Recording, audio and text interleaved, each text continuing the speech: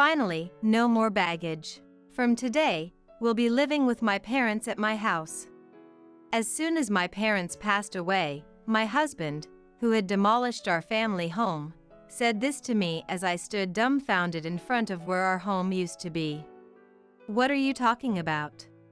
Have you lost your mind too? Come to our house with the inheritance, quick." I couldn't help but burst into laughter at his words. Ah, I see. That's what this was all about. What? Why are you laughing? Don't you guys know? Know what? Howard and my in-laws looked at me incredulously as I laughed. I told the truth to those three. My name is Deborah Jackson. I was born as the eldest daughter to ordinary salaried worker parents. I have one older brother. A very ordinary family. I married Howard when I was 29, and we had 2 children. Struggling with parenting while working, before I knew it, I was already 55. Our eldest son, Luke, and eldest daughter, Julia, had grown up and become respectable members of society. Now, they are each living on their own, struggling with unfamiliar jobs. From now on, I thought I'd have a quiet life with my husband. It was an ordinary life, but it was happy. I thought I'd just grow old like this. But my ordinary life changed completely one winter day. My father was in an accident and suddenly passed away. He was only 72 at the time. The sudden loss of my lively father plunged our whole family into sorrow. Especially my mother, who was so depressed she couldn't even eat. "Mom, I know you're sad, but you have to eat." I repeatedly told my mother this. "I know, but I just don't feel like eating. It feels like there's something stuck in my chest." My brother and I thought she was just mentally distressed and watched over her for a while.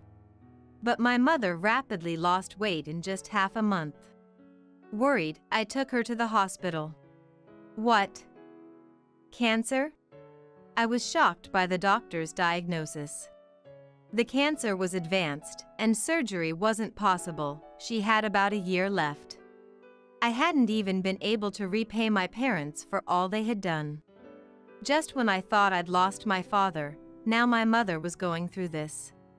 I was more depressed than when my father passed. But there was no time to mourn forever. My brother lived far away and couldn't be relied upon. So, it was up to me to help my mother. I immediately told Howard that I wanted to live with my mother. I couldn't leave my sick mother alone, both mentally and physically. But Howard's reaction was unexpected. "What? We just finished the funeral, and now I have to be bothered by your parents again?" Howard said this with a sigh of annoyance. "You don't have to say it like that. Isn't it enough to just take her to the hospital? Do we have to live together? She must be feeling lonely. If not, maybe I should just live at my parents' house for a while?" I suggested this, and Howard replied indignantly. "What? What about my meals then? Of course, I'll come and make them. What about cleaning up? Who's going to do the laundry?" I fell silent. I intended to do what I could, but I couldn't do everything as before. It hurts to be criticized like this. It was selfish of me to want to help and care for my mother. Surely my mother would say she didn't mind and to keep things as they were. But I really wanted to show my filial piety. "Fine, but I'm not helping at all, you know." Howard reluctantly agreed, seeing me silent. Although he was arrogant, he eventually gave in. "I'm sorry. Thank you." I thought he was being terrible, but he had agreed to my request. I held back my desire to retort and thanked him. After some trouble, Howard and I started living with my mother at my family home. We were originally living in company housing provided by Howard's company. Howard was an only child. Especially since his father wanted to live together, there were no plans to buy a home, and we were going to live with his parents eventually. Living in company housing was more convenient for commuting, and the rent was only about $300 a month, which wasn't a big burden. But now that we had moved to my family home, we didn't have to pay that, and the house was bigger.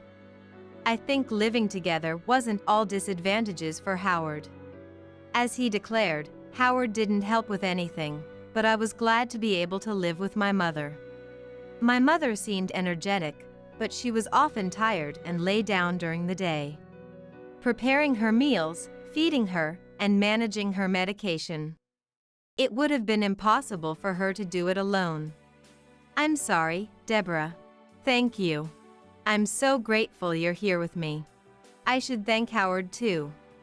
My mother repeatedly expressed her gratitude to us. Because I had kept silent about the abusive words Howard had spouted when we started living together, my mother seemed grateful to him as well. One day, after my mother had gone to bed, Howard came home. While serving him dinner, I broached the subject about my mom's treatment. But Howard glared at me sharply and retorted, "I don't know anything about it. Didn't I say I won't help at all?" and refused to even listen. I, too, had moments when I wanted to confide in someone or seek advice. All I wanted from Howard was for him to listen. Howard's attitude did not change, even after 1 month or even 2 months had passed. He constantly grumbled about living together, as if he was doing something noble. His behavior, suggesting he thought highly of himself for accommodating the living arrangement, only worsened day by day. But I couldn't say anything against it. The stress from worrying about my mother and being considerate of Howard was accumulating. Around the time of the 1-year prognosis, my mother's condition rapidly deteriorated, leading to her hospitalization. 3 days later, she passed away. Even though I had mentally prepared myself, I was deeply saddened. My brother's family and children rushed over to help, but in times like these, one wishes for their spouse's support. However, Howard was off to the side with his parents, laughing and joking, not helping with the funeral preparations. My brother took on the role of the chief mourner, and we managed to arrange the funeral. But Howard, who should have been in the family seating area, was at the very back of the relatives section. "Howard, I wish you would sit in the family area." When I said that, Howard responded, "No, I'm fine here. I'm not a blood relative, after all. But you're my husband." Then, his mother, who was listening, interjected, "He's your husband, but not your mother's son, right? Howard is my son, so he's an outsider, an outsider." "That's right. Howard's parents are just us. Deborah should sit in the family area alone." Even his parents said so, and I fell silent. While the seating arrangement for family members might vary by region in our area, it's customary for sons-in-law to sit in the family area. Predictably, with Howard not in the family area, distant relatives started whispering, "Did they get divorced?" It's wrong to gossip like that, but it wouldn't have happened if Howard had just sat there. While I felt a bit resentful that Howard wasn't by my side, we managed to send my mother off peacefully. After the funeral, we returned home with my brother's family, children, Howard, and his parents. "Father, Mother, thank you for coming despite being busy." I thanked Howard's parents and served coffee. They then said, laughing, "Really, it's something.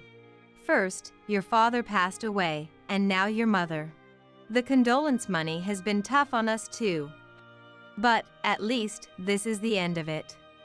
I was stunned by their words. I couldn't believe they would say such a thing. I forced a smile and left the room. Then, I overheard Howard and his parents' conversation. "Howard, you must have had a hard time, living with someone else." "Yeah. Dealing with Deborah's whims was tough. There's no benefit in being whipped by your wife. As a husband, it's okay to say no to things you don't like." I clenched my fist tightly. Their laughter was unbearable, but this wasn't new. Howard's parents had always been insensitive and rude. When Howard and I were getting married, his mother said, "Couldn't you find someone more attractive? I'm worried about what our grandchildren will look like." His father added, "They say beauty bores after 3 days. With Deborah, you'll never get bored." Howard laughed, calling it funny. Such was this disrespectful family. It felt like something inside me had snapped.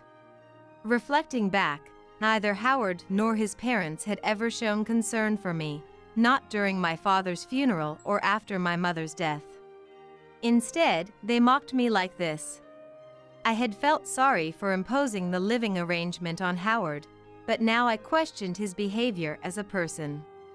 I just wanted to care for my mother, but I realized I had been too considerate of Howard. There was no need for me to feel so guilty, especially when Howard never supported me. While I seethed with anger, Howard and his parents continued laughing and chatting in the other room. If my brother's family or children had heard, they would have been upset, but thankfully, they were in the kitchen. Only I heard the conversation, which was a relief. Then, I heard my mother-in-law's voice again. "Deborah, dear." "Yes." I responded, startled. "Can I take this?" She approached, holding my mother's bag.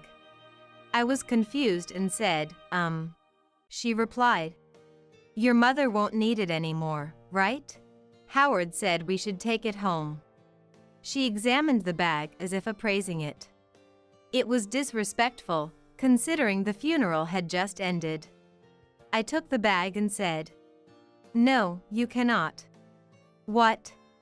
Her expression changed, more from anger at being defied by a daughter-in-law than from losing the bag. But I stood firm, not intimidated by her pressure. "I have no intention of dealing with my mother's belongings yet. We'll distribute her keepsakes among family members later." This statement enraged my mother-in-law. "What did you say? Are you calling me an outsider? Earlier, at the funeral, didn't you say that even Howard was an outsider to my mother? Why would Howard be an outsider, but you be family?" I couldn't help but retort. Hearing this, both Howard and my father-in-law turned red. "What are you saying? Apologize to Mom. How dare you speak like that, being just a daughter-in-law?" Their commotion attracted everyone from the other room. After all the effort of attending the funeral, I never expected to be called an outsider. "Let's go home, dear."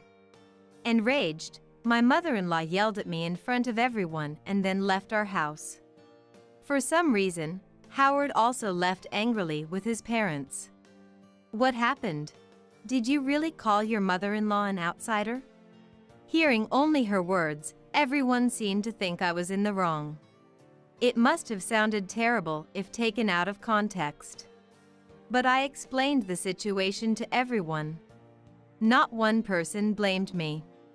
Grandma and Grandpa should really be more considerate of others. Dad's just the same. That family has always been like that. My children sided with me, but I couldn't forgive those 3. Howard didn't return home for some time. I didn't contact him either. I felt it wasn't right for me to apologize, and I doubted I could forgive him even if he did apologize. But I knew things couldn't stay this way forever. Then one day, Howard came home. "Welcome back." Seeing his face reignited my anger, but I suppressed it and greeted him. Howard then said, "It's been tough, hasn't it?" His words were curt, but I was taken aback by this show of concern. "Why don't you and the kids go on a trip? It'll be a good change of scenery." And with that, he handed me travel vouchers. I was speechless. Instead, tears began to flow. Maybe the kids had put him up to it. Even so, I was happy that Howard had gone along with it. I immediately contacted the kids to plan the trip. "Really? Dad suggested it? That's unexpected." But the kids were surprised by my proposal. It seemed it really was a gift from Howard. I wonder if your father felt guilty, I said with a laugh. I decided to gratefully accept the travel vouchers from Howard. Well, I'll be off then. Yeah, take your time. Since you're at it, stay over at the kids' places. What? I can't be away that long. Just go.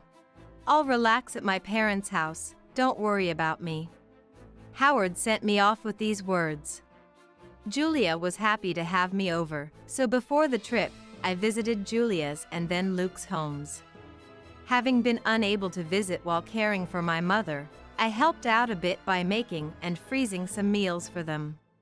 Mom, you don't get to relax at all. But thank you, it really helps. Both were very happy to have my home-cooked meals. This was all thanks to Howard's suggestion. Then came the long-awaited trip. I spent a relaxing time at the hotel with my children. It seemed to heal much of the fatigue and sorrow from caregiving and losing my parents. I was away for nearly a week, but both kids returned to their homes with bright smiles. That was fun. We should thank Dad once in a while. Really, once in a while. But I wonder if he's up to something? Julia laughed, half joking. Don't say that. Your father must have had his reasons. I laughed as well. Planning to share the memories with Howard and start afresh in our married life, I headed home. But upon arriving, I was at a loss for words. What's going on? The house is. I looked around in confusion, checking my location. Despite being a familiar place, our family home was gone. Then, Howard appeared from nowhere, with his parents behind him. They smirked at my dumbfounded expression.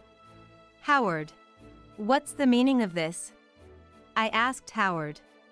Like his parents, he replied with an eerie smile. Finally, the baggage is gone.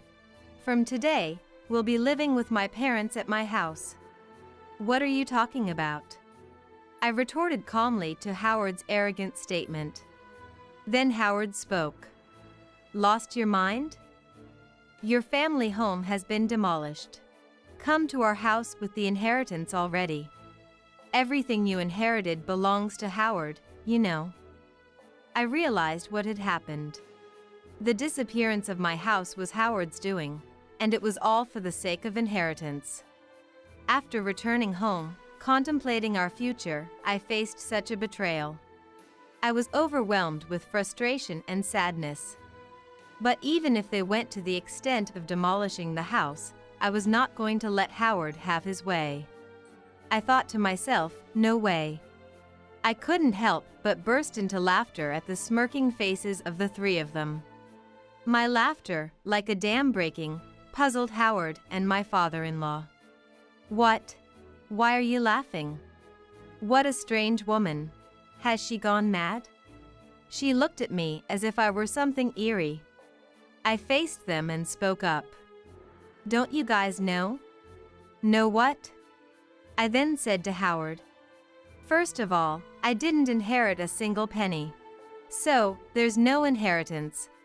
I started laughing again after saying this. Maybe they thought they had become rich through inheritance. Their wild imaginations and actions were simply laughable to me. What do you mean? Explain yourself. Howard demanded an explanation, but I remained silent. I thought there was no need to enlighten them. Before that, I'm not going to live with strangers. If you want to live together, do it alone. Ignoring Howard's question and rejecting his initial proposition, my mother-in-law flared up in anger. You helped with your parents' household, but you won't do ours? You know why I did that, right? I agreed to live together, didn't I? I said we didn't need to live together. But you chose to do so because you didn't want to do housework, remember? My rebuttals left Howard and my mother-in-law biting their lips in frustration. And demolishing my family home on your own. There are things you can and can't do. I yelled at them on the spot, then left the scene. Behind me, Howard's voice called out, "Where are you going?" However, I didn't turn back. I had to secure a place to sleep for the night, and I didn't want to see Howard's face.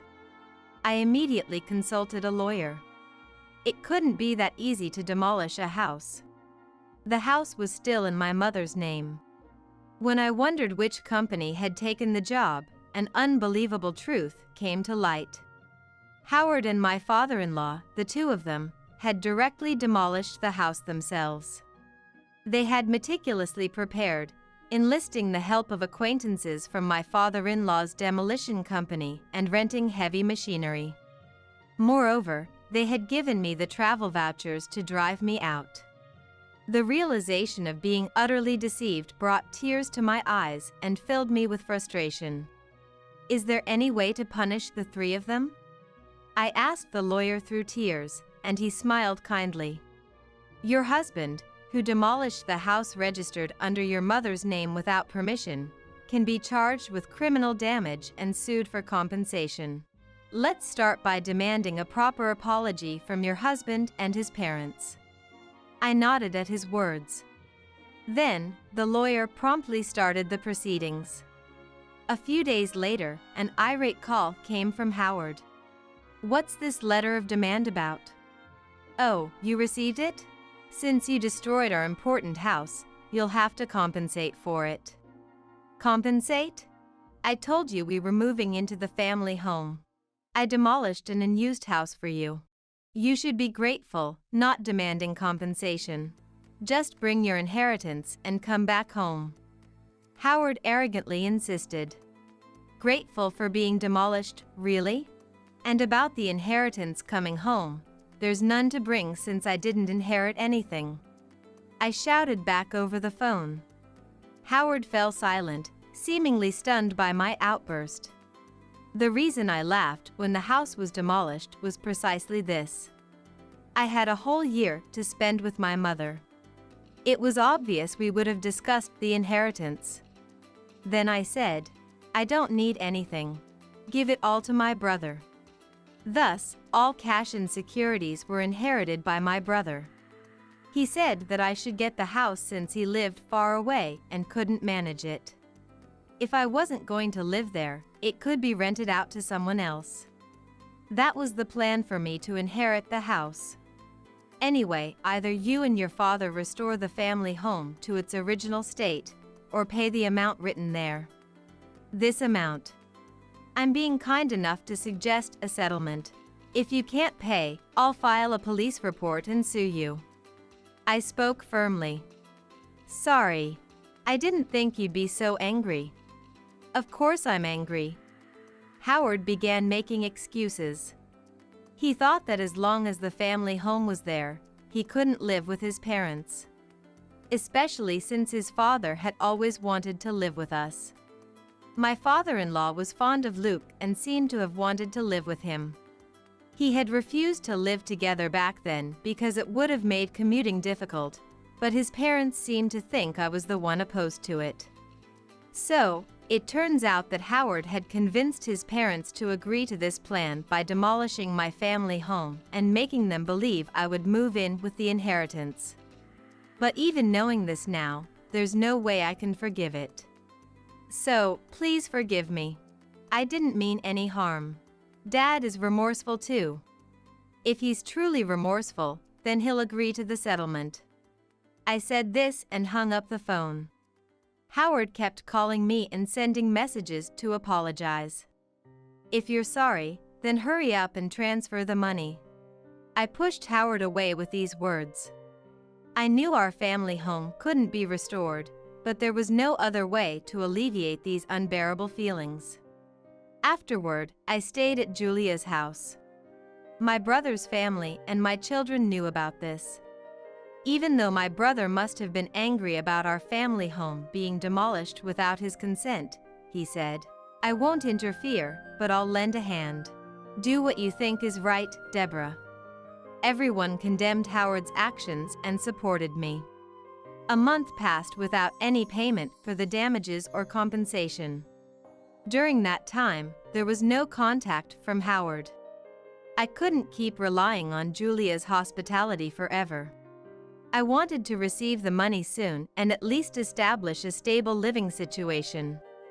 But contrary to my wishes, something unbelievable happened. It was revealed by a comment from Julia. "This apron looks a lot like Grandma's."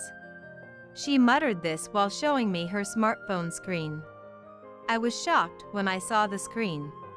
It was a product page on a flea market app. The item Julia thought resembled my mother's apron was a unique piece I had made for my mother.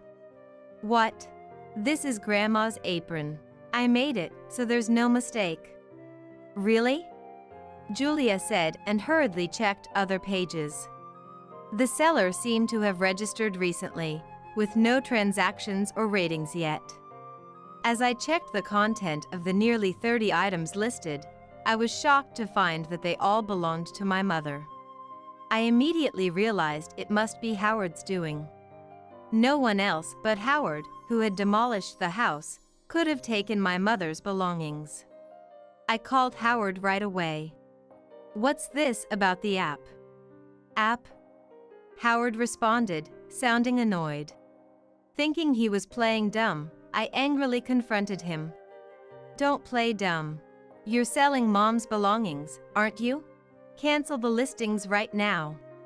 Howard sounded panicked as he replied. "What? No, it's not me. Who else would do such a thing? I'm coming over to get everything back." I hung up and immediately went to Howard's parents' house with Julia. "Where are Mom's belongings?" Upon arriving at Howard's parents' house, I immediately called out to Howard. He came out to meet us at the entrance, where I confronted him. "I don't know anything about it." "Dad, tell the truth." Julia, supporting me, also pressed Howard for answers. He was visibly flustered. While this was happening, Howard's parents, perhaps realizing we were there, showed up too. "Oh, Julia. You're here?" She smiled happily upon seeing Julia. Julia, clearly upset, spoke to her. "Grandma, tell Dad to tell the truth." "The truth?" "It seems like Dad is selling the stuff Grandma passed away with." Hearing this, my mother-in-law laughed. Howard looked troubled and kept repeating, "It's not me." Then my mother-in-law spoke loudly. "Howard selling them? That can't be true." "But..." "Because I'm the one selling them." I felt the blood drain from my face at her words. Howard must have known. He looked at his mother with a "this is bad" expression. Julia was stunned, but my mother-in-law seemed cheerful. "What did you say?" "It's quite a task, you know? Packaging has to be done carefully, and the photos need to be taken well." She talked about the app as if it was a fun hobby, not realizing she was selling stolen items. I struggled to contain my anger. "Cancel the listings. That's not something Grandma can just sell." Julia, red-faced and teary, appealed to her grandmother. But my mother-in-law seemed displeased. "What's the big deal? I found a fun hobby. I use what I can, and the rest makes a nice little income. It's good for preventing dementia. After all, I'm the only grandma left, and Julia, you want me to stay healthy and live long, right?" My mother-in-law said this nonchalantly. It was clear she wouldn't listen to our pleas. "But if talking won't work, we'll have to take action. Let's go home, Julia." "But..." "It's okay." I left the house, dragging Julia with me. And so, I rushed to the police station. I had not planned to file a report about the house being demolished, but theft was a different matter altogether. When I reported the theft and unauthorized sale of my mother's belongings to the police, they promptly took action. The flea market app company cooperated, and my mother-in-law's account was suspended. This ensured that no more items would be sold. On my way back from the police station, I called Howard. "I had your mother's account suspended. You knew about this, didn't you?" You're complicit. No. I've filed a police report. Please cooperate with the investigation. Howard became frantic at my words. What? We're family, aren't we? Please withdraw it. Strangers, right? I still haven't received any compensation or damages for the house being demolished, and I see no remorse from you. I was angry, and Howard was at a loss for words. But I am not heartless. Despite everything, I had shared a life with Howard for a long time. Sighing, I said, I'll wait for the money, but I won't forgive the theft. Everything must be returned. And Howard, your father looked very ill. Has he been to the hospital? What? I'm not heartless, so I'm just letting you know. I said this and hung up the phone. I had seen my father-in-law earlier, and he hadn't spoken much. He was much thinner than when I last saw him a few months ago, and his face was pasty and unnaturally dark. It was clear that he was not in good health, but I doubted that family had noticed. My mother-in-law was nonchalantly trying to sell stolen items, and Howard was only bold towards me. That parent and child simply lacked any sense of consideration for others. The next day, my father-in-law called me. I thought he might thank me, but it was the exact opposite. You're treating me like a sick person, planning to dump me in a hospital to get rid of me, huh? I have to protect Howard and your mother from you. I'm not going to any hospital, he scolded. I was concerned for him, yet this was how he responded. I apologize if it was out of line. I was just concerned. Humph. I'm not weak and short-lived like your parents. Don't patronize me. I was angry at his words, but a few days later, he apparently felt unwell and went to the hospital. The diagnosis was terminal cancer. Howard called me in a panic. Dad has terminal cancer. What should I do? I snorted. That's none of my concern. Remember what you said when I suggested the hospital? You said you're not weak and short-lived like my parents. Deal with it yourself. How can you be so heartless? Who's the heartless one? Did you ever say a kind word when my mother was sick? Reflect on your own actions. I said this and ended the call. As expected, my father-in-law passed away not long after. As a human being, I didn't want to harbor negative feelings towards someone who had passed, but recalling all that had been done and said, I couldn't shed a single tear. After the funeral, a will was found. Despite his claims of not being short-lived, my father-in-law had been thoroughly prepared. The house is to be inherited by my grandson, Luke. The rest of my estate is to be divided between my wife and eldest son, it stated. I was surprised to see Luke's name. My father-in-law had always favored Luke, expressing a desire to live with him. Now, he must have wanted Luke to live in the house even after his passing. For Luke, this was an unwelcome burden. Renounce the inheritance. You don't want that house, do you? I told Luke, but he was actually pleased to inherit the house. Inheriting the house would only mean paying inheritance taxes, with no real benefit for Luke. However, if he was happy with it, it wasn't my place to say anything. As per his grandfather's will, Luke inherited the house. My mother-in-law was delighted and paid the inheritance tax. He's our heir, after all, she said. Well, that wasn't wrong. I felt a bit down, feeling like Luke was taken from me, but then something unbelievable happened. Come to our house. Responding to Howard's message, I immediately went to his parents' house. There, like me once, stood my mother-in-law and Howard, frozen in front of their house. On the property, there were heavy machines, trucks with the demolition company's name, and workers, all demolishing the house. What's going on? It's my house. I can do whatever I want with it, right? Luke, who appeared out of nowhere, seemed pleased watching the house being demolished. "Luke, what are you doing? Stop it right now. Even if I stop now, we can't live there anyway." "Luke, what have you done?" My mother-in-law and Howard pleaded with Luke, but he just laughed. "Have you forgotten what Grandpa and Dad did to Mom?" "Luke, Grandma, you were horrible to Mom too, right? Did you apologize?" Luke, his smile gone, glared sharply at his mother and Howard. They fell to their knees as the machines continued to loudly demolish the house. I felt relieved seeing this scene.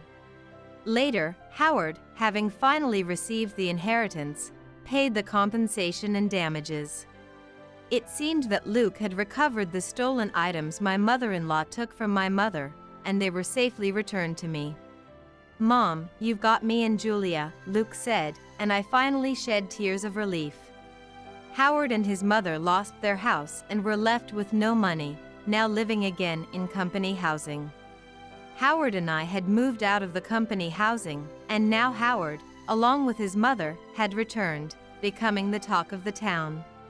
A wife of Howard's colleague, with whom I am on good terms, contacted me, and I explained everything honestly. They'll likely live uncomfortably in the company housing now, but it's their own doing. Furthermore, with Howard's retirement, the two will need to save up for their future living arrangements. I might occasionally ask friends for updates on their situation, just for a story to share. I continued to stay at Julia's house, but Luke is now planning to get married and build a house. The land from his parents' house sold for a decent amount, surprisingly making the demolished house useful. "Mom, come live with us." Luke even invited me to live with them. His soon-to-be wife welcomed the idea warmly. I couldn't impose on Julia forever, so I gratefully accepted Luke's offer.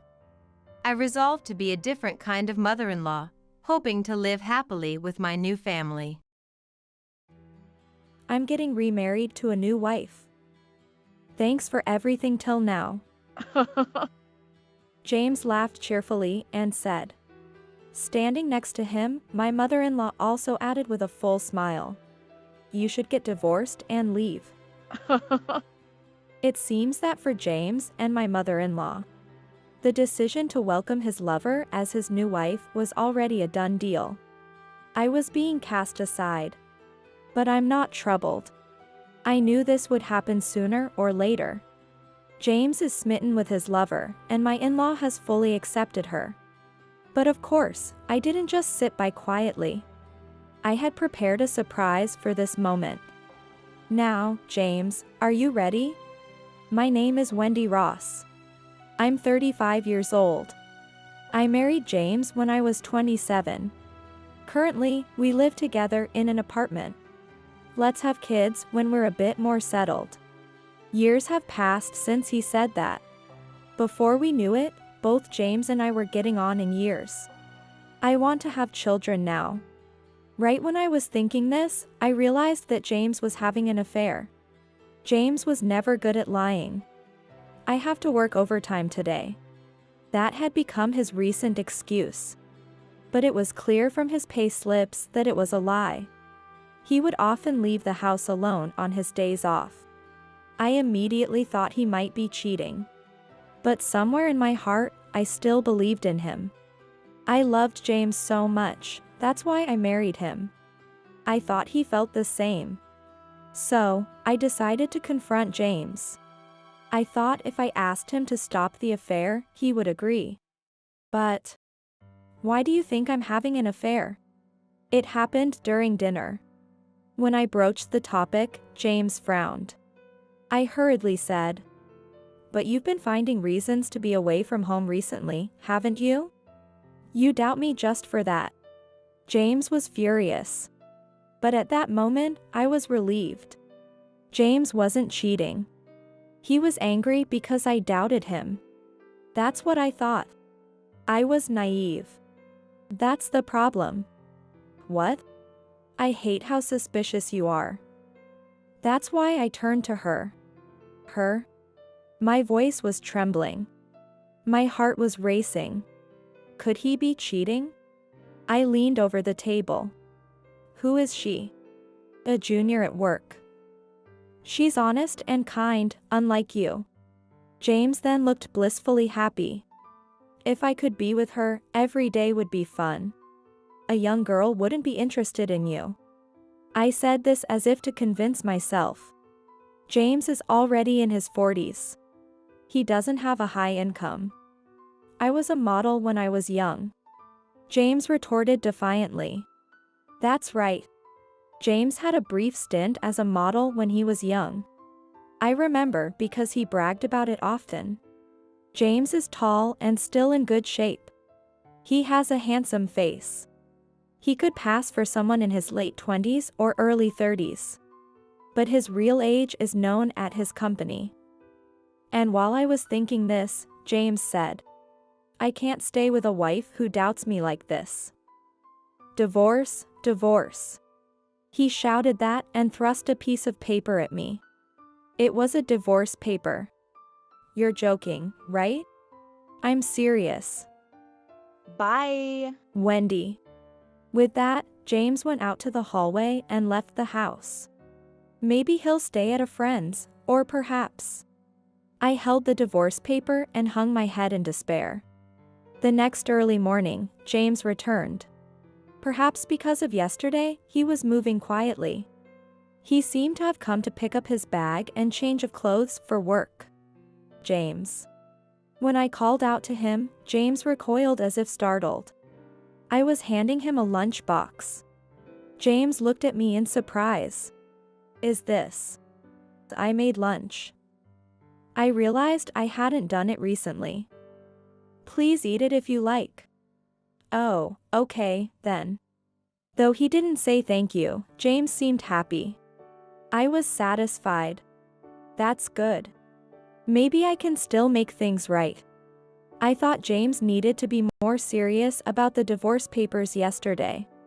That's when I was plunged into shock and disappointment. Why?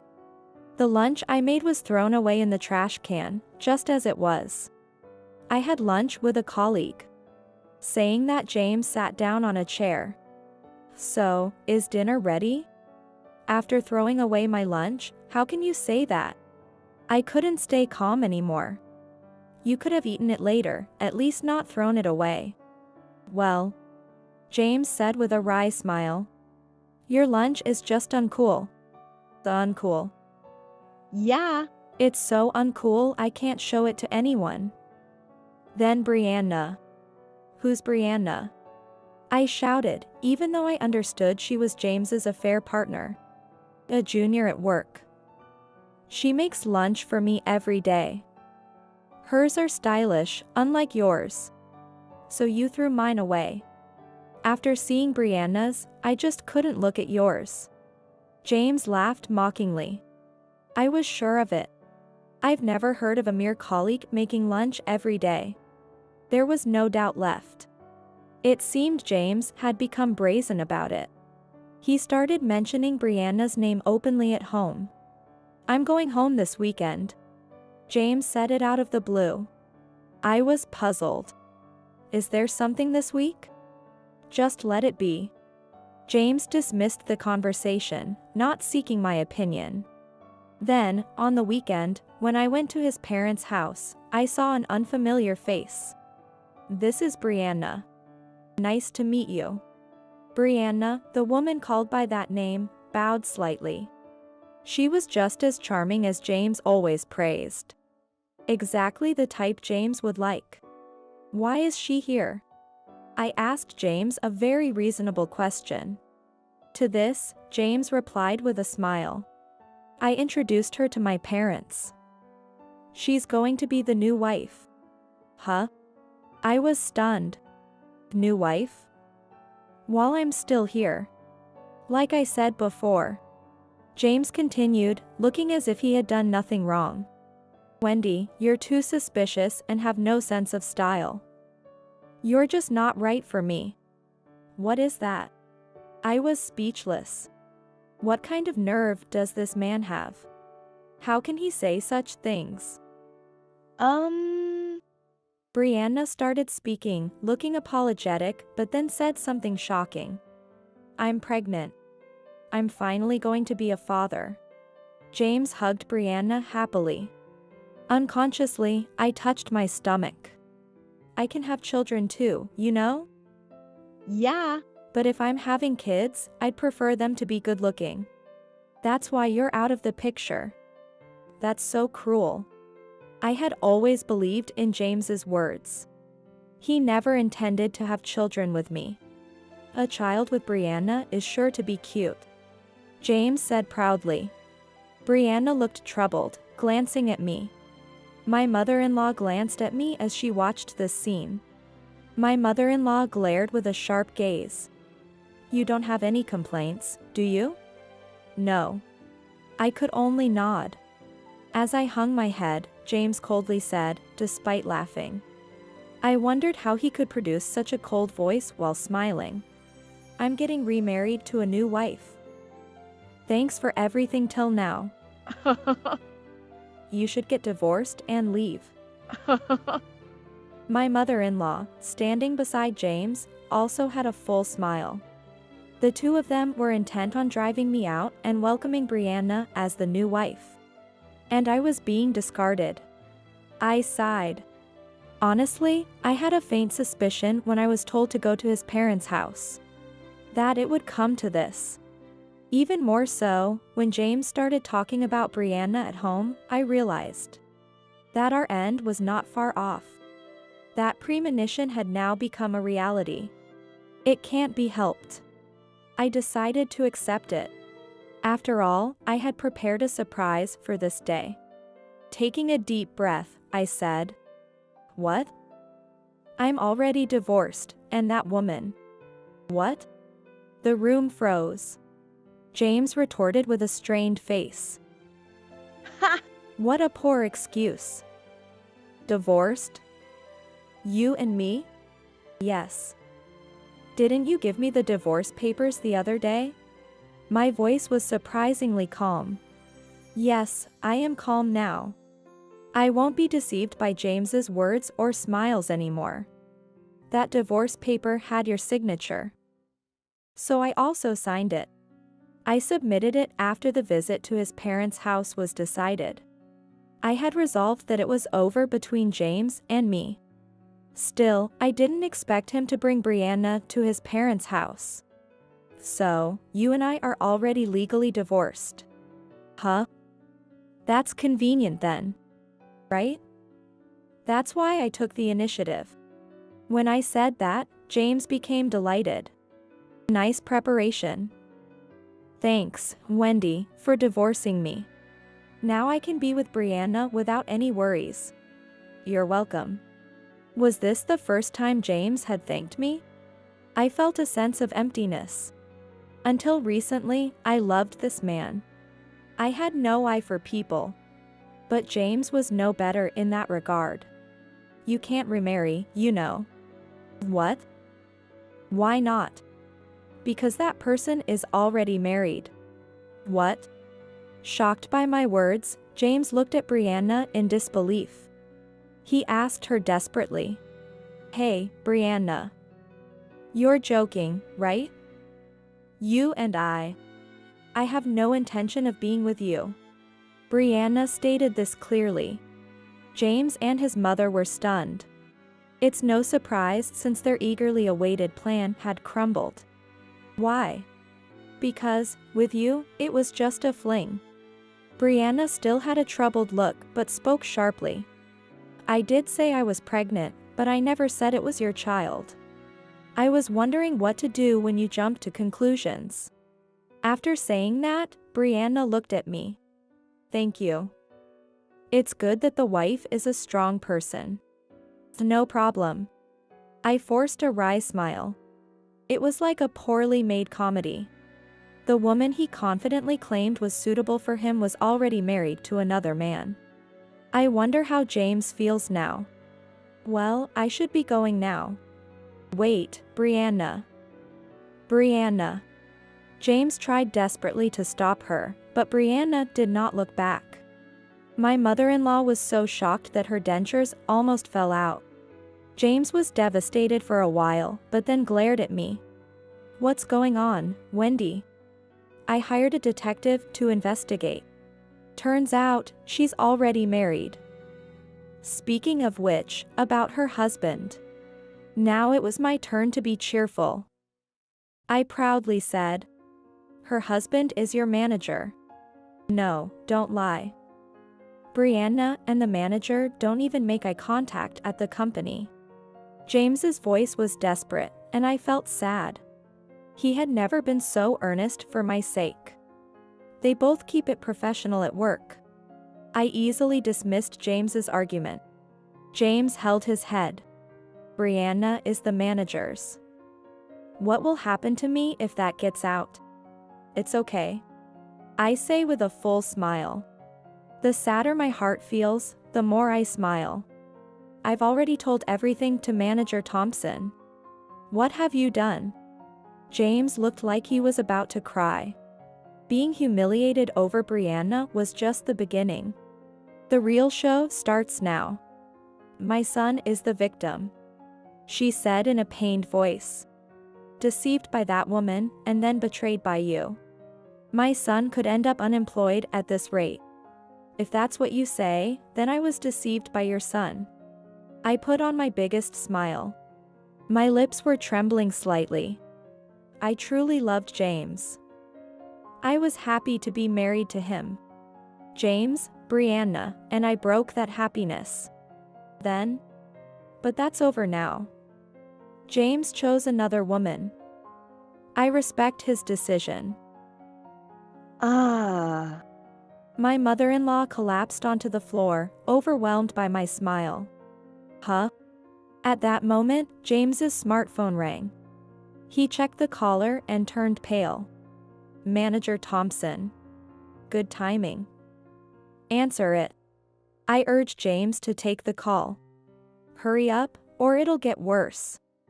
Whose fault do you think this is? Well, I said matter-of-factly. It's your fault. You didn't even realize you were being played. Plus, Manager Thompson and Brianna have the same last name. Ah. James's face turned even paler. He looked at me several times as if seeking help, but I did nothing. James nervously answered the call. Mom, manager. You. What are you doing with my wife? His voice was so loud I could hear it even from a distance. My wife is pregnant. And you, knowing that. Brianna came on to me. James was outraged. But that was a mistake. I see. Wait. Manager, I'm sorry for speaking ill of your wife. It's not like that, Enough. Don't come to the company ever again. I don't want to see your face. Manager. James continued desperately apologizing, but the call ended in vain. James collapsed to the ground, just like his mother. It's a lie. This can't be happening. I wish you had told me it was a lie. I inadvertently spoke my true feelings. Despite trying to remain composed, I couldn't suppress my emotions. Do you know how I felt when I was sure you were cheating? I don't care about that. James spat out the words. It's your fault for being so unattractive and suspicious, yet neglecting your femininity. Because you never helped with the housework. I was shouting. I managed all the housework alone, with no time for fashion. I preferred to spend on living expenses rather than on makeup. That's how I supported our household. Understand? It's your fault for being bad at managing time. James still refused to acknowledge his fault. Don't blame everything on me. You always cook bland food, where's the expense in that? That's the cooking I learned from my mother. Don't speak ill of it. For the first time, I lost my smile and was genuinely angry. I might be expressing anger towards him for the first time. I had always been afraid of being disliked by James, so I never voiced my thoughts. But now it's different. We're no longer husband and wife, or anything at all. I'll say what I want to say. You always say convenient things and push troublesome matters onto me. Look at the reality for once. What did you say? Stop it now. My mother-in-law struggled to stand up. With a pained expression, she put her hand on her forehead. Both of you, go back home. I can't stand any more commotion. Mom. Are you abandoning me too? James cried out in agony, but his mother ignored him. I left the house alone, catching a taxi. James and I parted ways, neither of us yielding. Sigh. Feeling melancholic, I called my mother. As I explained the situation, my mother's voice became sad. I can't believe James turned out to be that kind of person. What will you do now? I haven't decided yet. That was the truth. Despite not wanting to worry my mother, I ended up revealing all my true feelings. For now, let me stay over. In a few days. I'll find an apartment or something and move out. You don't have to worry about that. My mother was considerate. You've done enough. Just relax at home, okay? Okay. I decided to take comfort in my mother's words. My sister and her husband were also visiting my parents' house. Big sis. Are you okay? You look terrible. I'm fine. Now, I won't have to go through any more unpleasantness. I answered with a forced smile. My sister had just given birth to her first daughter. Seeing the sleeping baby in her arms and her husband gazing at them, tears welled up in my eyes. Big sis. Sorry. It's nothing. I had split up with James. I wouldn't be troubled by him anymore. I was free. Yet, the tears wouldn't stop. Wendy. Yeah. My mother took my hand and led me to the hallway. Go to your room. It's been cleaned, you can use it right away. Thank you, Mom. I thanked my mother and headed to my room. The room was as clean as my mother had said. It felt as comfortable as if I had been staying there just yesterday. Despite it being years since I last did. It seemed my mother had been cleaning it even in my absence. Grateful, yet overwhelmed, I lay down on the bed. The following days were peaceful. The tranquility was disturbed when a figure appeared at the front door. Wendy. I know you're there, come out. What is it? Reluctantly, I faced James. In just a few days, James had become haggard. Having left all household chores to me. He was incapable of cooking for himself, and judging by his unkempt appearance, he likely lost his job. Still, James attempted to sweet-talk me. Hey, Wendy. Can't we start over?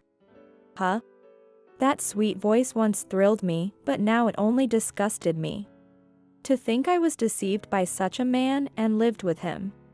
At that moment, I strongly realized. There wasn't a single shred of feeling left for James. Don't talk so pleasantly. My voice naturally became stern. But James didn't give up. I want to start over. After what happened with Brianna, I've changed.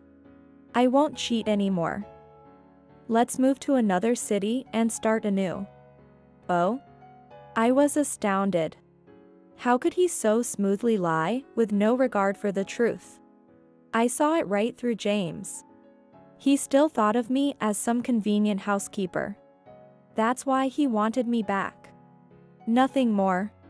He didn't care about me. What about Brianna? She got a good scolding from her husband. Ended up being kicked out of her house. They even said the baby might not be his. Well, that's good for you. I said it sarcastically. Now you can be with Brianna. She was just using me. I can't be with a woman like that. James acted as if he was the victim.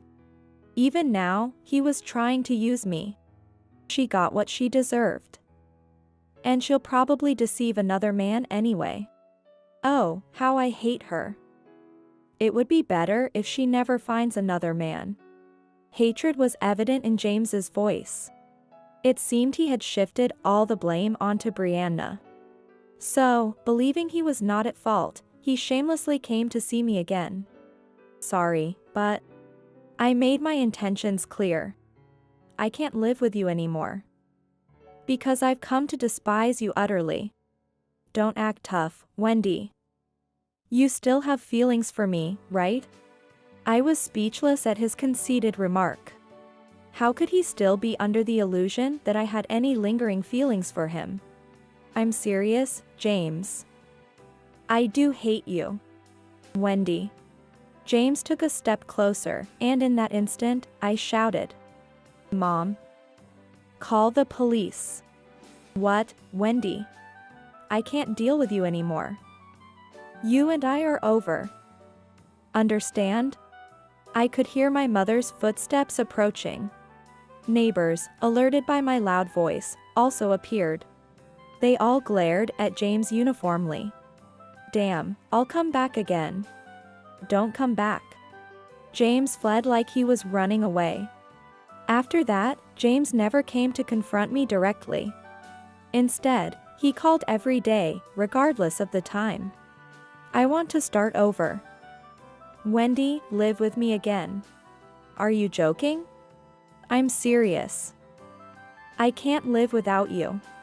That was probably true. James never helped with the housework. He seemed to have been taken care of by his mother back in his bachelor days. Speaking of which, I suddenly remembered something. That's why I had gone back to the apartment once. Not for James. I had left with nothing but myself, so I returned to get my belongings. There, I encountered James and Brianna arguing vehemently. So, I've left my husband, I'll be with you. Don't be ridiculous. You weren't left, you were kicked out. They were arguing in such a manner. I tried to ignore them and leave, but James noticed me. Wendy. You came back. As James approached me with a smile, I stopped him with both hands. I just came to get my things. You're concerned about me, aren't you?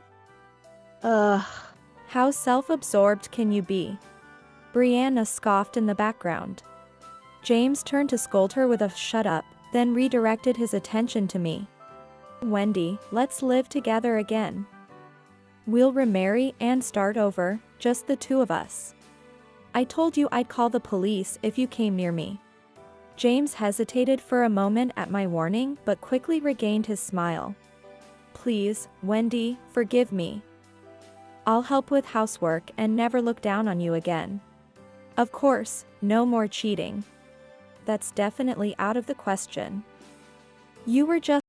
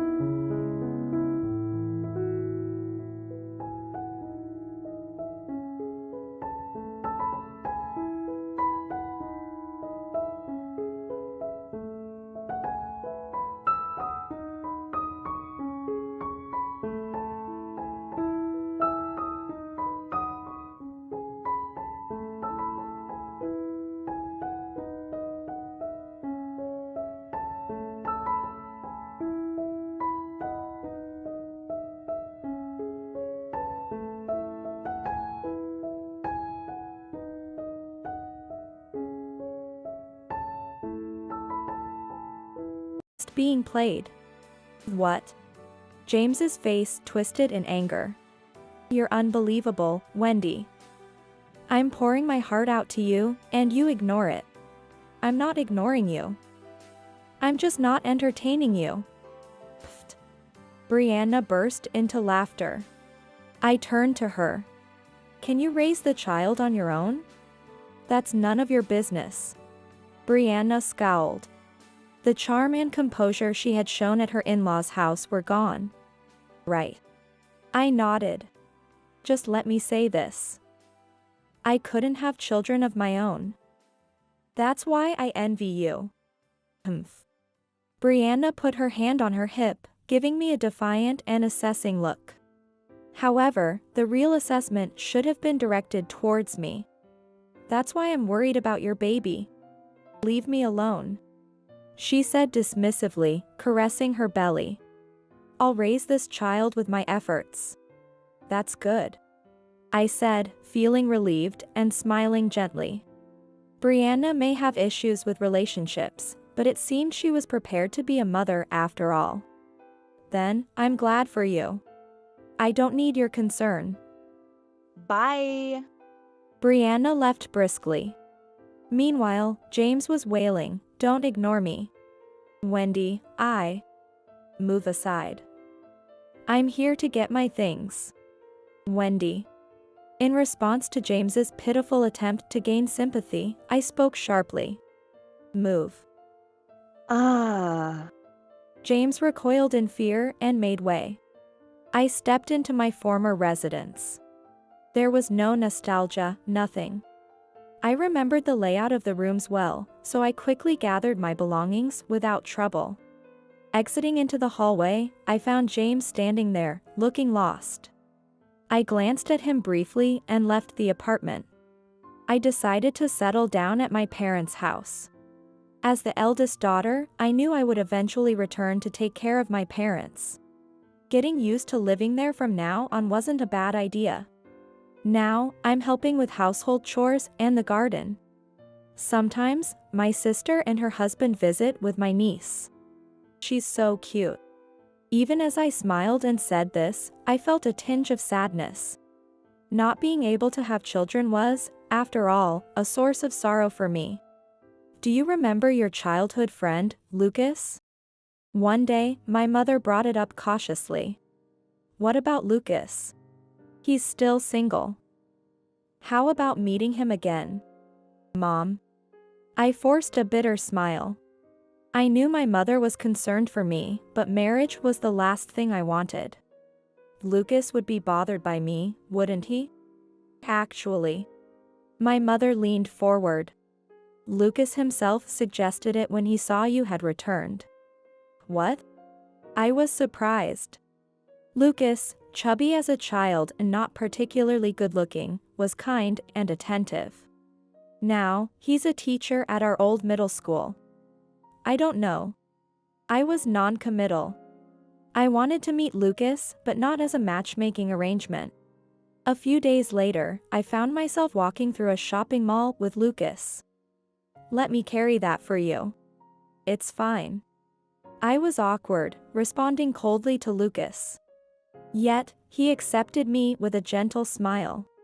However, he looked different from what I remembered. Lucas had slimmed down and was now tall and imposing. Sorry, Wendy, for suddenly inviting you. About that. We sat down in a cafe for a break. After placing our order, I once again voiced my question. Why did you want to meet me? Well. He hesitated for a moment, then looked at me determinedly. I was shocked when I heard you got married. That's when I realized I liked you. Lucas. An awkward silence descended. It was uncomfortable but not unpleasant. Feeling someone's affection was a long-forgotten sensation. After dating for 6 months, Lucas and I got married. Unlike my flashy wedding with James, Lucas preferred a quiet ceremony with just family and friends. I preferred it that way too. My parents' house was close, so I could visit them daily. Lucas was hardworking and adored by his students. So, one of my students. That must be tough. We laughed together at the dinner table. The meal centered around vegetables from our garden. We did bulk shopping for meat and seasonings on weekends. The rhythm of our new life was gradually falling into place. Wendy. What is it? Have you thought about having kids? Ah. I paused, realizing. I have. Really?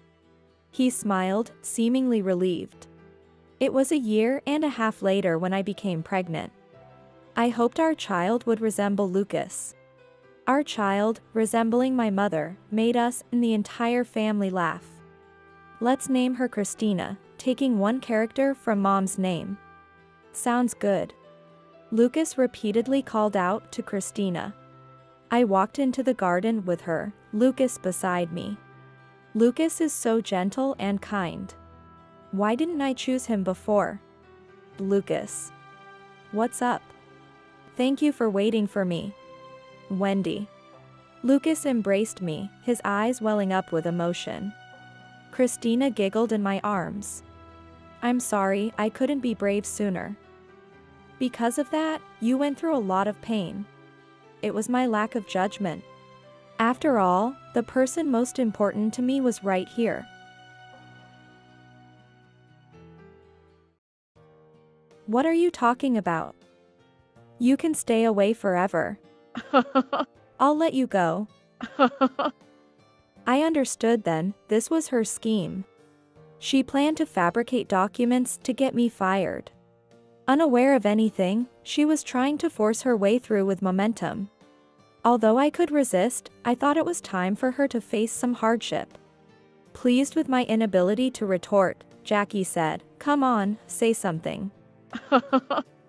I just smiled slightly and replied, "That's fine." What? Being fired or whatever is fine. Anyway, I will come to the office later. With that, I hung up the phone. I had reached my limit with her. Let her face the consequences this time. My name is Allison. I'm a housewife in my late 40s. Since my daughter Brianna graduated from college and got a job. Moving out of the house, I've been living peacefully with my husband, Tony. I met Tony when we were university students.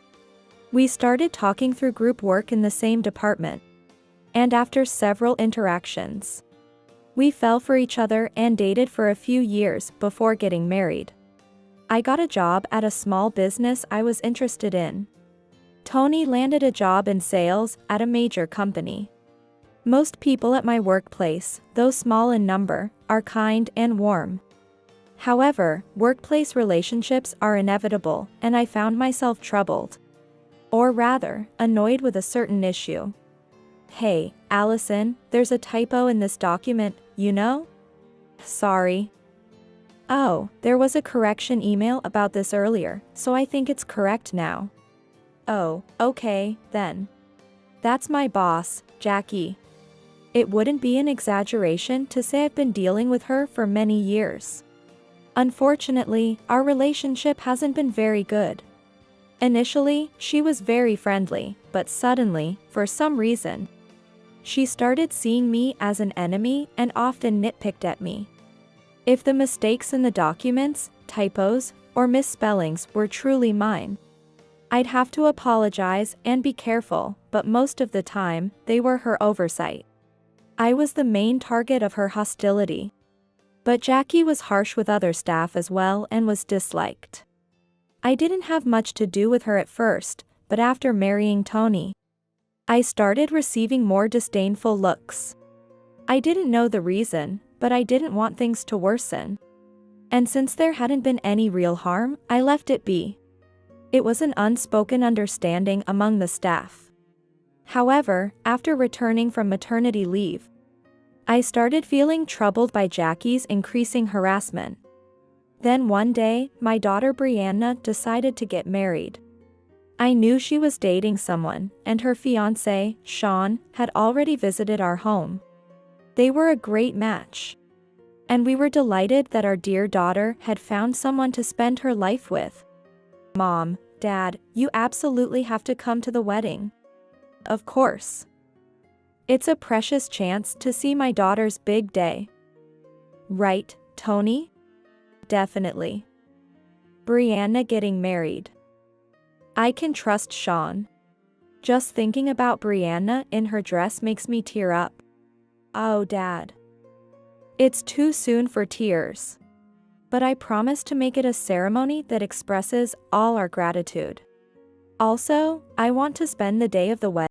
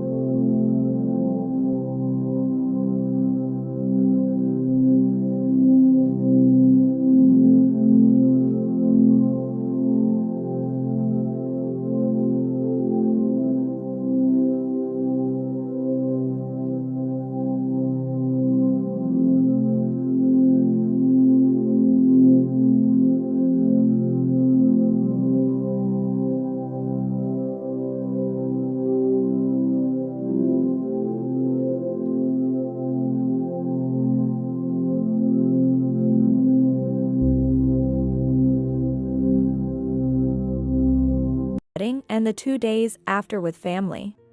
Can you take 3 days off? I can probably arrange that. What about you, Allison? Ah. I hesitated, thinking of a response.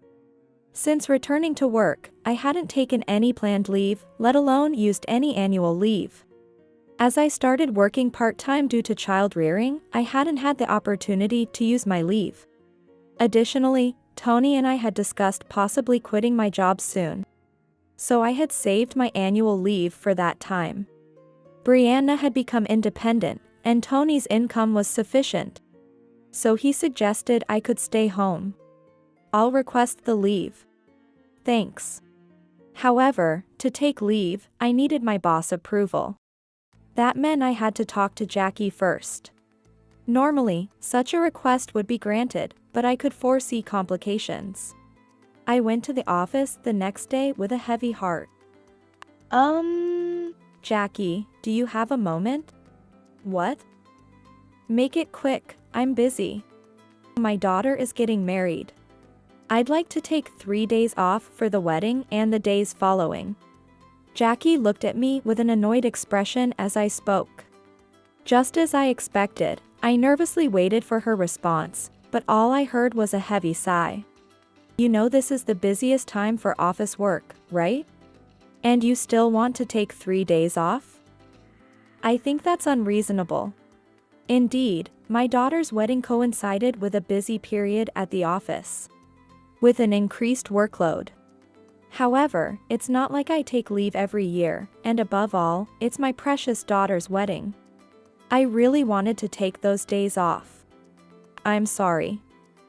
I fully understand that. But I want to properly celebrate my daughter's special day. So, can I please take 3 days off? Ha! You're so selfish, Allison. Don't you realize that your actions cause trouble for everyone else? Being criticized so harshly, even I felt a bit down. I knew it was regrettable to take time off during a busy period. But I also knew I had the right to apply for paid leave. I persistently explained this to Jackie. Hearing our conversation, some of my colleagues and juniors unexpectedly came to my support. Jackie, it's okay. I can work on that day too, and after all, it's a special wedding. Please let her take the leave. I can work too. Allison has always been so helpful to us, and 3 days should be fine. Everyone. Their words warmed my heart. However, Jackie looked at me disapprovingly, as if she resented me being defended. Why? Why does she? Sorry? Could you please say that again? When I asked her to repeat, as I hadn't heard her clearly, Jackie sighed again and said resignedly, Fine, take your leave. But remember, you're creating a gap in the workload. Aren't you embarrassed at your age? Sorry. Eventually, I managed to secure 3 days of leave through persistence. Sorry, everyone. Thank you. It's okay. Don't you think Jackie is really mean? She always finds something to criticize, even though we're doing our work properly. And it's only natural you'd want to take leave for your daughter's wedding. Don't worry and enjoy yourself. With the support of my kind colleagues, I looked forward to spending the days with my daughters. On the wedding day, Tony and I were almost in tears seeing our beautiful daughter. We had a wonderful time. The meticulously planned ceremony progressed. And in the midst of delicious food and a happy atmosphere, I completely forgot about work. Tired, we all went to bed early, and the next day, both families planned to go out for a meal together. That's when an incident occurred.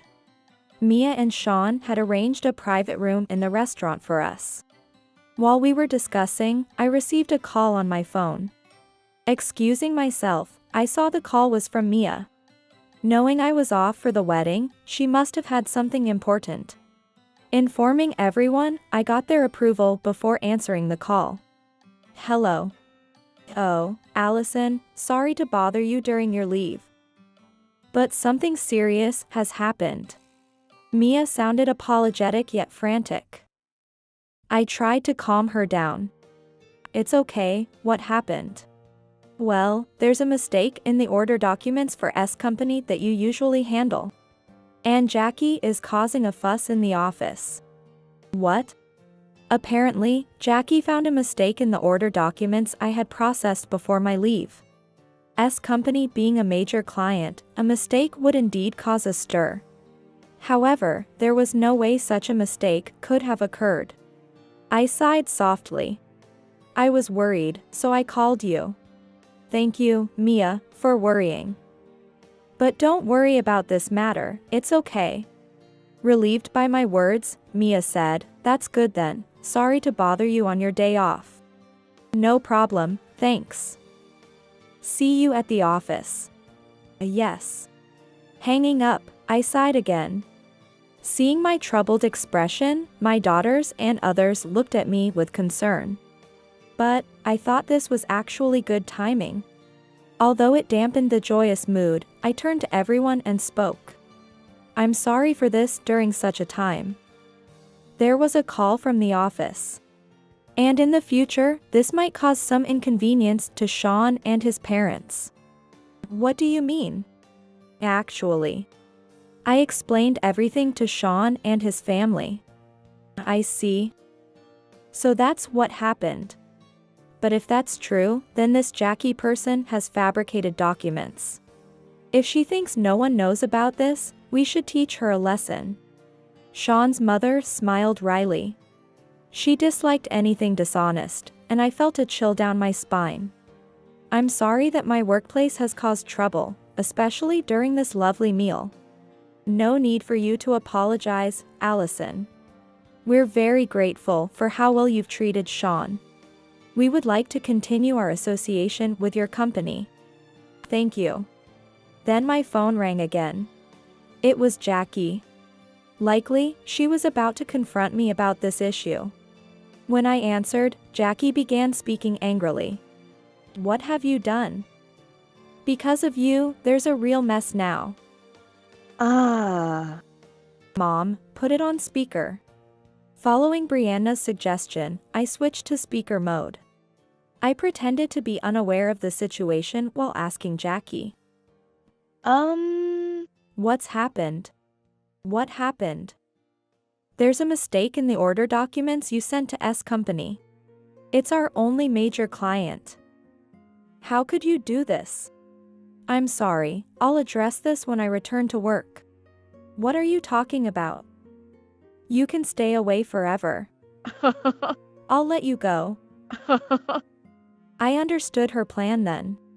She intended to falsify documents to fire me.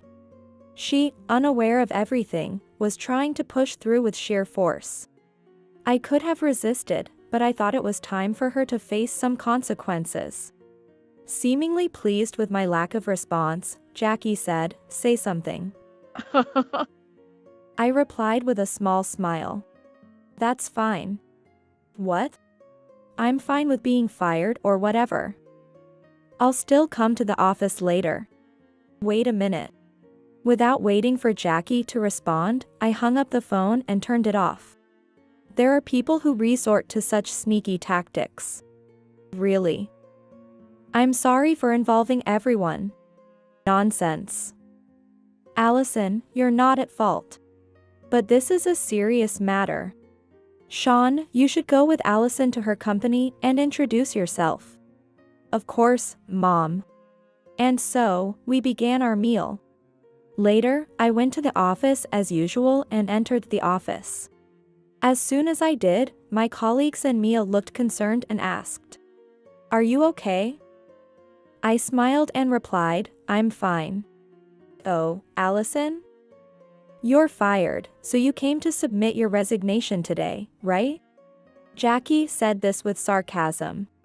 I smiled slightly before responding.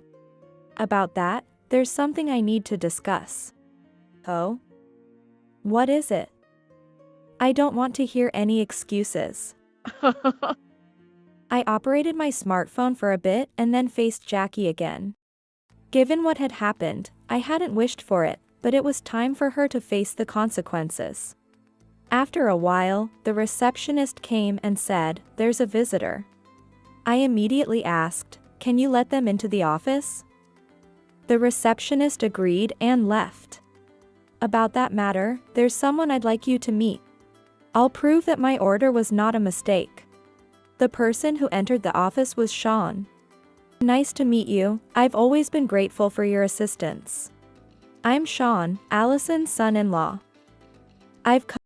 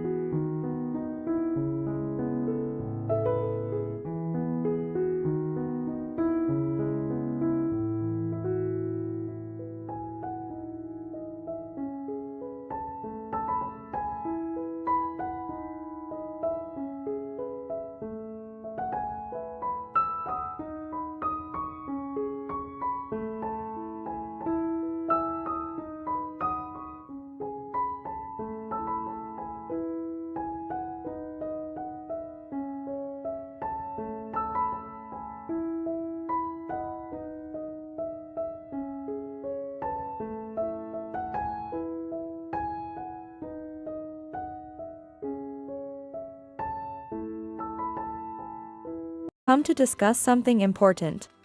Sorry for interrupting your busy time.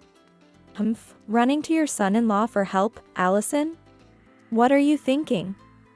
Besides, this isn't a matter for outsiders to get involved in.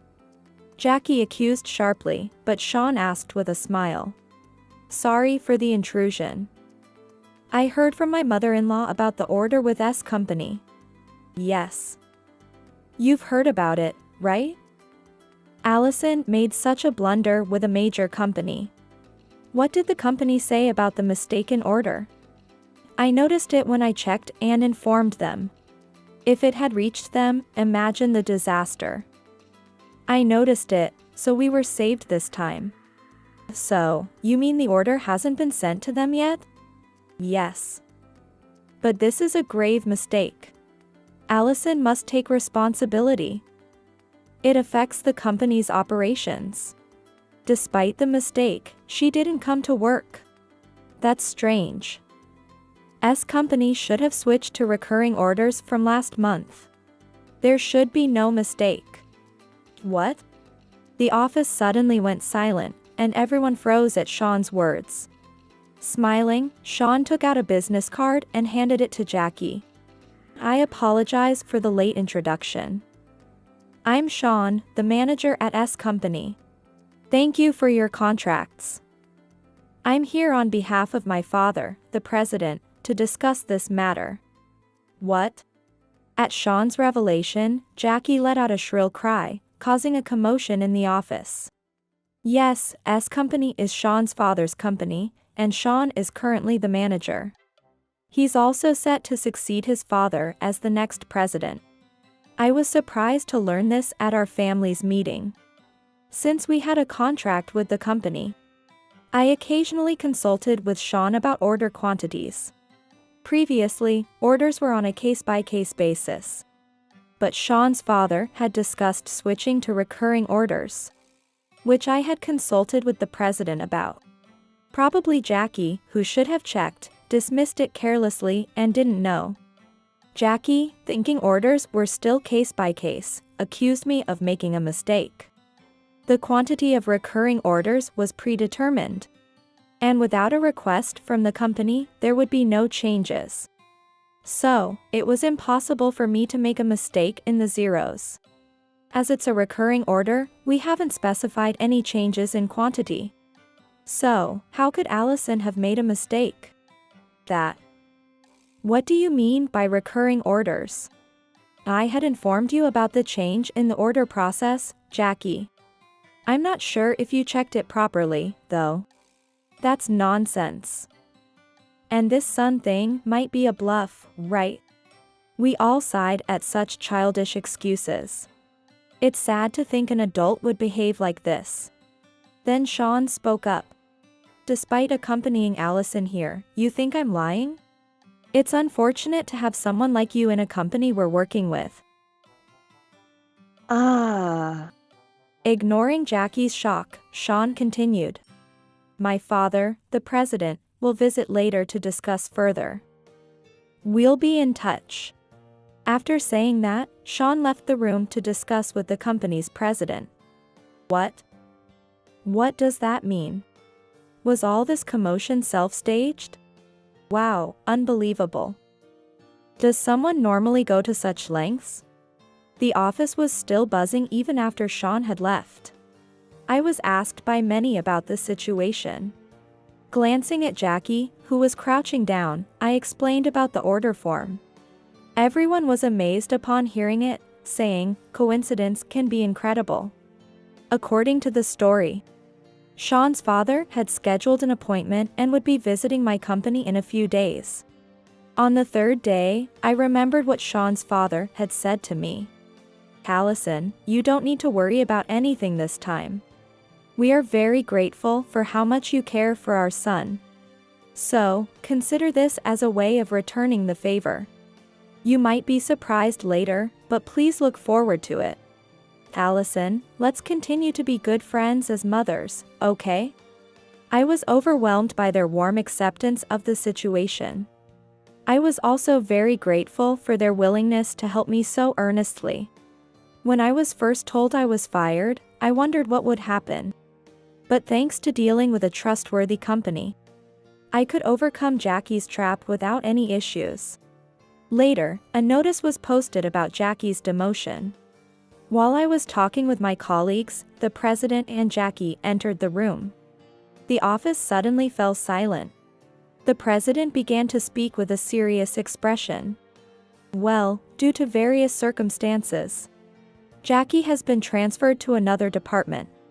Regarding the new leadership position, Allison, I would like you to take on this role. What? The president's words were unexpected. I was so surprised that I couldn't help but exclaim. But my colleagues and juniors applauded and said, "If Allison is the leader, then everything will be fine." However, Jackie was glaring at me with sharp eyes. When our eyes met, she turned red and screamed out loud. "Why? Why is it always you?" Everyone lost their voices in shock at her outcry. This wouldn't have happened if you hadn't snitched. Why does everything always work out for you, and why do I have to suffer like this? This is ridiculous. Her blaming was excessive. She had destroyed herself with her own actions, yet she continued to harass me. Why did she have to do this? Initially, I just bore with it, never having done anything to her. I calmly looked at her and spoke. "My fault? You forged my order form and have been harassing me all this time. Why do I deserve this?" "Shut up. Everyone's on your side. You must be feeling so pleased, right? I don't think like you do. I don't try to trap people, nor do I feel pleased about this. Stop pretending to be a saint. Enough." The president shouted with an anger I had never seen before. Everyone became quiet and froze. "President. Jackie, you have caused trouble for others by demeaning someone. Do you think there would be anyone willing to support someone who does that?" Jackie's expression contorted. She trembled with frustration, unable to retort. "What you did could be considered fraud. As an adult, if you can't understand that, you'll have a hard time getting along in the future." I just... Everyone coldly watched Jackie, who was in a state of panic. Realizing this, she quickly quieted down and apologized to me, prompted by the president. "I apologize. I haven't forgiven you for what you did. But I hope you don't repeat the same mistake elsewhere." Jackie, biting her lip, left the office without saying anything else. Actually, not only did Sean and his parents help me, but Brianna also did a lot for me. Thus, I was able to regain my peaceful days. Sorry for causing trouble with the company issue. It's okay. You really did your best, Mom. Let me do this much for you. Right. Even though I couldn't do much. It's great to see how reliable our daughter and son-in-law are. Yes, really. I can't say I've completely moved past everything that happened. But I strongly decided to learn from Jackie's example. Not to belittle others, to make myself look better. I'm determined to repay the kindness of my daughter, son-in-law, and their family, as well as everyone else who has been good to me.